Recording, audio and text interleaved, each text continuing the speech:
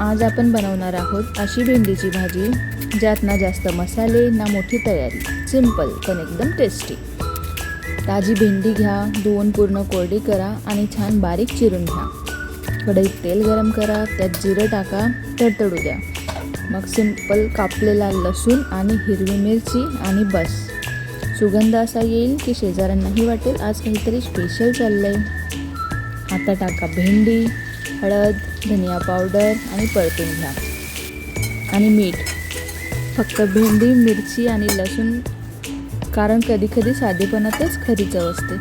मग मंद आचेवर कुरकुरीत होऊन द्या आणि तयार आहे आपली घरगुती साधी पण मन जिंकणारी भाजी। एक घास घ्या आणि बोला सिंपल इज सुपर।